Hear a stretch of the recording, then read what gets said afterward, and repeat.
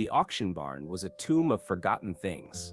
Rotting hay bales slumped against splintered walls, and the air clung thick with the sour stench of neglect. In the farthest stall, a horse lay motionless, his ribs protruding like the bars of a cage. His coat, once chestnut-glossed, hung dull and patchy over a body ravaged by time. A frayed tag on the stall door bore the name Dusty, a relic of a past no one cared to remember. Auction workers shuffled past, their boots kicking up dust that settled over him like a shroud. Unia Lee Corbin stepped into the gloom, her lungs burning with the stink of decay. She clutched a faded photograph. Her grandfather, decades younger, stood beside a horse with a lightning-shaped blaze. The moment she'd found it in his toolbox, buried under rusted wrenches and unpaid bills, something had clawed at her chest, a ghostly pull she couldn't name. Now, face to face with the skeletal creature in the stall, her knees buckled. "It's you," she whispered, her voice cracking. Dusty's head twitched, his clouded eye rolling toward her. A shudder ran through his emaciated frame, and for a heartbeat, his gaze sharpened, recognition. Unia's hand trembled as she reached out, her fingertips brushing his damp, feverish neck. Behind her, laughter barked through the barn. "Save the tears, girl." Ezrin Crowley, the auctioneer, spat a wad of tobacco into the dirt. His boots thudded closer, kicking aside a rusted feed bucket. "Even the slaughterhouse won't touch that bag of bones. Pay the vet fees, and he's yours. What's left of him." Unia didn't turn. Her grandfather's voice echoed in her mind. "That horse saved my life once." How? He'd never said. Now, staring at Dusty's hollow face, she saw the answer in the jagged scar above his hoof. The same one from the photo. "I'll take him," she said. Louder this time, Crowley snorted. "Suit yourself. But don't blame me when he's dead by sunrise." The trailer rattled down back roads, Dusty's wheezing breaths sinking with the groan of worn axles. Unia glanced in the rearview mirror, catching fractured glimpses of him through the slats. His head hung low, legs trembling. "Don't expect a miracle," Crowley's voice taunted. But she wasn't here for miracles. Her grandfather's farm emerged at dusk, its fields choked with weeds, fences sagging like broken promises. Dusty staggered down the ramp, hooves sinking into soil he'd once galloped across. Unia felt it then, a tremor in the earth, a whisper from the past. That night she slept in the barn, wrapped in her grandfather's moth-eaten quilt. Moonlight spilled through cracks in the roof, illuminating Dusty's labored breaths. She flicked on a flashlight, reopening the journal from the tin box she'd found beneath the floorboards.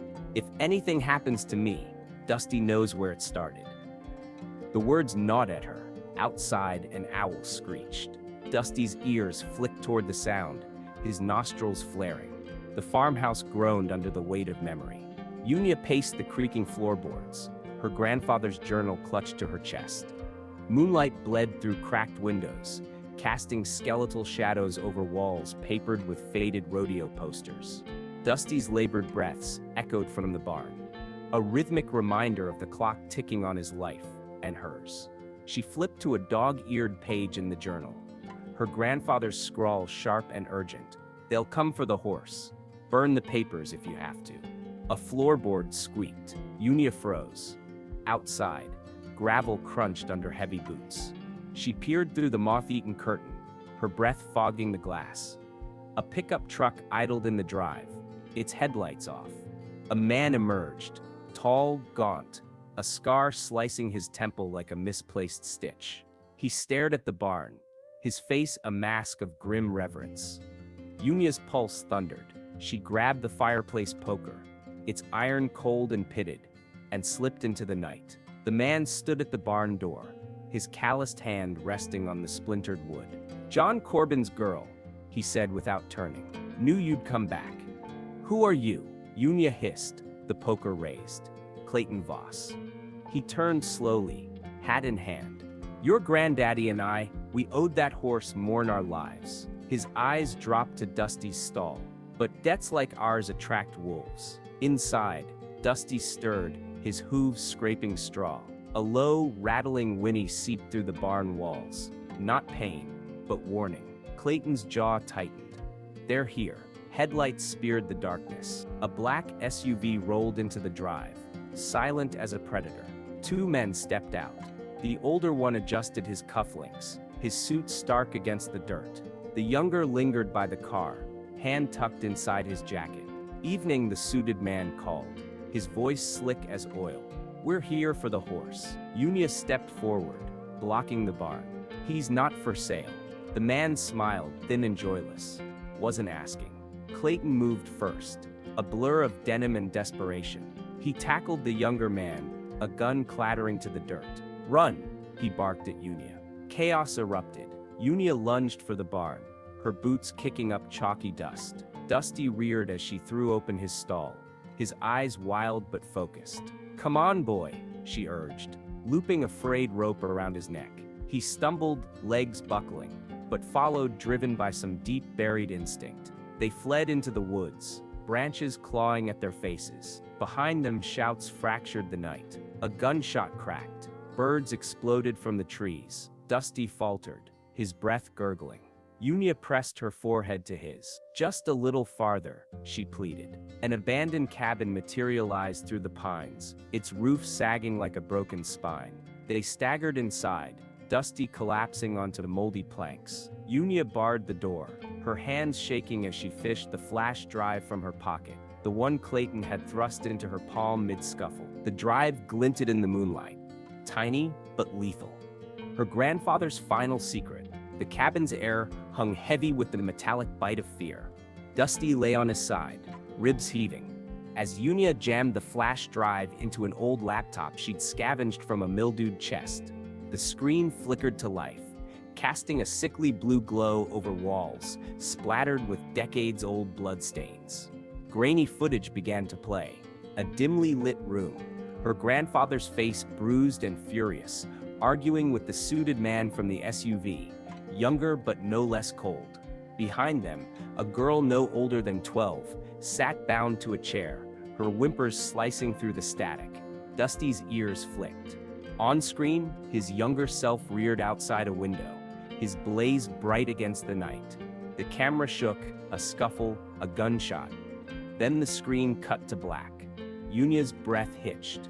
He'd been there. He'd seen it all. Outside, branches snapped. The SUV's engine growled closer. "They're here," she whispered, pressing a hand to Dusty's neck. His pulse fluttered like a trapped bird. The cabin door exploded inward. The suited man stood silhouetted against the moonlight, his polished boots crunching glass. "Sentimental, aren't you?" he drawled, eyeing the laptop. "Watching home movies?" Unia stood, blocking Dusty with her body. "I know what you did. The girl, you trafficked her. My grandfather tried to stop you." The man chuckled, stepping inside. John Corbin was a fool. Thought he could play hero and vanish. But horses? He glanced at Dusty, lip curled. "They don't forget, and neither do I." Dusty lurched upright with a guttural groan, his legs trembling. The man froze. For the first time, fear flickered in his eyes. Unia seized the moment. The footage is already uploaded. The sheriff's on his way. A lie, but the man's smirk faltered. Behind him, his lackey raised a gun. Dusty moved. With a roar that shook the rafters, he charged, not at the men, but past them, crashing through the rotten wall into the moonlit forest. The lackey fired. Wood splintered. Unia screamed, diving for cover as Dusty's hoofbeats faded into the trees. After him, the suited man barked. Unia scrambled to her feet, but a hand yanked her back. Clayton, bloodied and breathless, shoved a knife into her grip. "Go, I'll hold him off." She ran, branches tearing at her clothes, following the trail of trampled undergrowth. Ahead, Dusty staggered, a dark stain spreading across his shoulder. He collapsed at the edge of a creek, his breath rasping. "No, no!" Unia dropped beside him, pressing her hands to the wound. Blood seeped through her fingers, warm and relentless. Dusty's eye met hers. In it, she saw the storm-lit road, the trailer door bursting open, her grandfather's voice shouting, "Run," to the girl. She saw decades of silence, of standing guard over a truth too heavy for one soul to carry. Hoofbeats thundered behind her. The suited man emerged, gun raised. Enough games. Dusty's nostrils flared. With a final surge of strength, he lunged, not at the man but into the creek, dragging Unia with him. The current swallowed them, icy water clawing at their wounds. When they surfaced, the world had shifted. Dusty floated, limp, against a sandbar. Unia dragged him ashore, her tears blending with the river. Sirens wailed in the distance. Red and blue lights pulsed through the trees. The suited man stood on the bank, staring. For a heartbeat, his polished facade cracked. Regret? Fear? Before deputies tackled him into the mud. Unia curled over Dusty, her face buried in his wet fur. "You did it!" she choked. "You saved her! You saved me!" His chest rose once, twice, then stilled. In the silence, the forest breathed. The morning after Dusty's death, sunlight filtered through the pines like liquid gold, softening the edges of the creek where he lay. Unia knelt beside him, her hands still stained with his blood, and wove wildflowers into his mane, daisies, asters, and sprigs of lavender plucked from the banks. The sheriff's deputies had taken the suited man and his lackey away in cuffs, their threats drowned by the rush of the creek and the weight of the evidence Unia had leaked to the press. Dusty's story, and the girl he'd helped save decades earlier, now blazed across headlines, unraveling a network of shadows her grandfather had died protecting. Unia buried him beneath the oak sapling she'd planted on the farm's highest hill. The plaque at its base read, "Dusty, guardian of forgotten truths." She hung his worn halter from a branch, its leather creaking in the wind like an old song. The farm transformed slowly. Volunteers arrived, inspired by the news story, to rebuild fences, till the overgrown fields, and repaint the barn in bold red and white.